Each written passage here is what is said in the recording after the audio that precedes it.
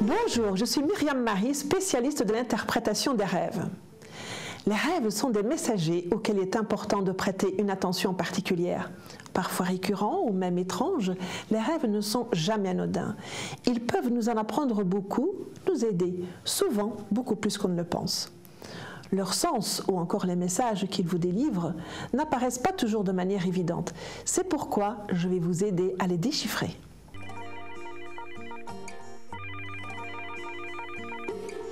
Oui, bonjour. Votre prénom, s'il vous plaît? Je m'appelle Jean-Guillaume, mais on m'appelle Jean-Guy en fait. Jean-Guy, d'accord. Alors maintenant, je vais vous demander de me raconter votre rêve, s'il vous plaît. C'est un rêve récurrent qui vient depuis quelques mois, quelques années peut-être. En fait, je suis dans mon appartement et je m'aperçois qu'il y a des nouvelles pièces. Et je suis assez étonné de ne pas avoir retrouvé ces pièces avant. Et voilà, c'est surprenant, ce sont des grandes pièces généralement. Et mon appartement tout d'un coup prend une dimension beaucoup plus importante. Et donc c'est un rêve qui revient régulièrement. D'accord. À quelle cadence le rythme, qui revient tous les mois, vous n'avez pas mesuré ça, vous n'avez pas observé ça? Non, j'ai pas mesuré, non. Mais ça revient assez fréquemment. Une fois tous les 2 mois, peut-être une fois par mois. D'accord, d'accord. Depuis que vous rêvez ça, quand ce rêve a commencé, qu'est-ce qui s'est passé dans votre vie quand vous avez commencé à rêver ça? Je sais pas, rien de spécial, puisque non, rien de spécial. Et maintenant? Maintenant non plus, il ne se passe pas grand-chose. Voilà, je suis marié, j'ai 3 enfants, et non, tout se passe bien. Dans ce rêve, quand vous êtes dans ce rêve, Jean-Guy, vous vous ressentez comment? Comment vous sentez-vous? Quelles sont les émotions qui vous habitent? D'avoir une sorte de cadeau, mais et en plus un petit peu de regret de ne pas avoir découvert cette pièce plus tôt parce que j'en avais besoin. Donc, Oui, oui. Et quand vous vous êtes réveillé de ce rêve, vous vous sentiez comment? Je me sens assez heureux en fait. C'est pas quelque chose de négatif, c'est quelque chose de positif. Non. Vous savez, les rêves ne sont pas des choses négatives. Hein.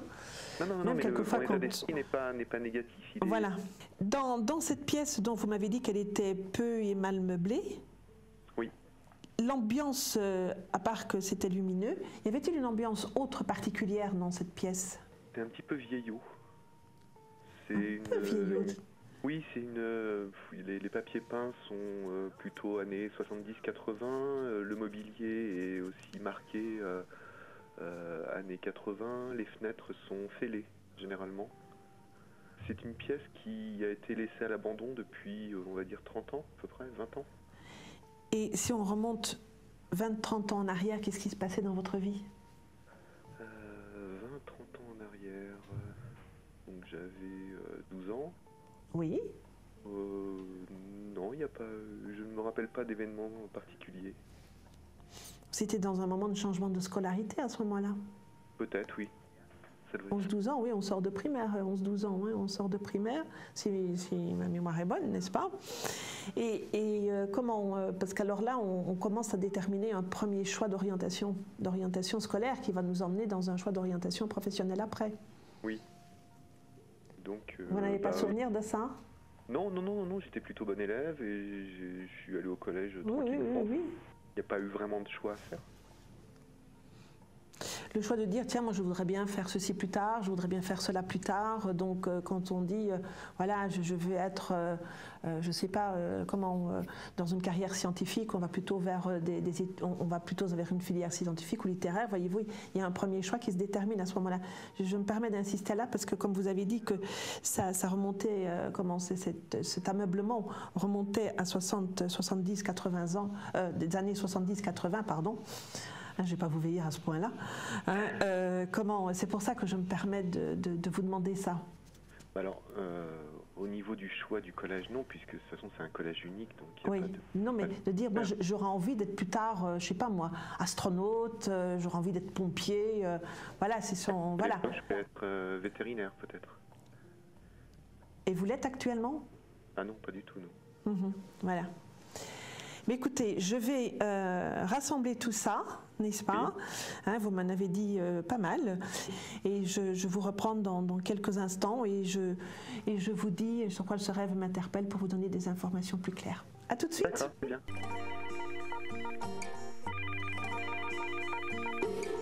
Alors, Jean-Guy.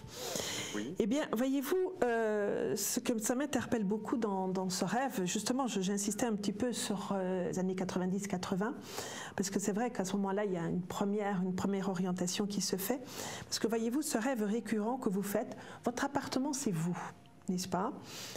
C'est votre maison, c'est comme votre corps, c'est votre maison dans laquelle vous habitez. Votre appartement, c'est aussi l'espace dans lequel vous habitez. Et ce rêve récurrent montre chez vous qu'il y a un besoin de prendre une autre place, une autre dimension, d'avoir une autre amplitude. Voyez-vous? Et c'est un rêve qui peut s'apparenter à un désir d'ambition. J'ambitionne d'être plus important, d'avoir plus d'espace, d'être plus important. Voyez-vous, dans ma vie professionnelle, familiale, les choses, ça va, mais surtout professionnelle. D'accord. Voyez, et le côté vieillot de cet espace dans lequel vous rêvez, que vous voyez maintenant avec les vitres fêlées. Voyez-vous, les vitres fêlées, c'est le regard vers l'extérieur, mais qui est un peu tronqué puisqu'il est fissuré, cassé, donc il y a des choses peut-être à les fouiller là-bas. L'ameublement un peu vieillot, le tapis au mur un peu vieillot, tout ça. Et comme je vous disais, les premiers choix d'orientation que l'on fait pour plus tard se passent un petit peu vers cet âge-là, quand on sort de l'école primaire. On commence déjà à fabriquer son rêve, ou en tout cas son désir professionnel derrière. Et que dans cette pièce qui est là, qui est vieillotte, qu'à un moment donné de votre vie, vous n'avez pas pu prendre l'expansion que vous auriez souhaité à ce moment-là, en tout cas aller vers ce que vous souhaitiez à ce moment-là.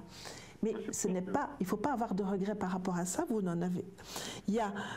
Vous m'avez dit que c'était un cadeau, mais qu'il y avait quand même un petit regret, qu'il n'y avait pas ça en plus. Mais comme ça revient de manière récurrente depuis un petit moment, il faudrait peut-être justement que vous réfléchissiez, que vous vous remettiez en question et de voir comment vous pouvez, vous, maintenant, prendre cette ampleur ou cette expansion pour aller avoir cette pièce en plus, ou en tout cas cette dimension supplémentaire par rapport à vous-même, n'est-ce pas, cette dimension supplémentaire, mais que dans cette pièce, il faut y faire quelques travaux et il faut la remettre au goût du jour. Oui. Voyez? Alors, essayez un petit peu comme ça, dans une méditation, dans un moment de recueillement, d'aller dans cette pièce et de vous imaginer faire des travaux dedans. Les travaux que vous ferez dans cette pièce, ce seront bien évidemment la remise en question que vous allez faire. Vous-même à réfléchir tout ça. Et c'est peut-être le moment justement de marquer une ambition pour vous, pour pouvoir avancer, progresser, évoluer dans le domaine professionnel et de prendre cette dimension à laquelle vous aspirez.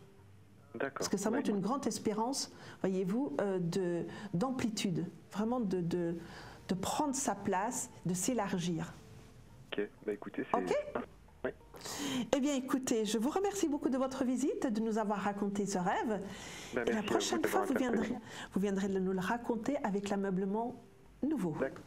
Voilà, à très bientôt, Jean-Guy. Merci, au revoir, à très bientôt. Au revoir.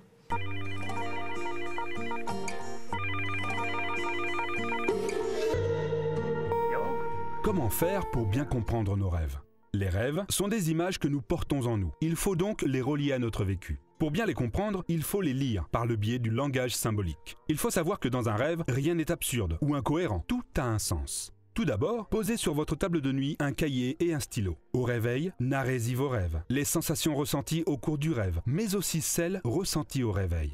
Notez également la date, l'heure et quelques mots sur votre situation personnelle du moment. Soulignez les éléments récurrents, double soulignez les éléments incompris. Essayez de trouver des concordances entre rêve et réalité. Cette compréhension peut naturellement évoluer au fil du temps.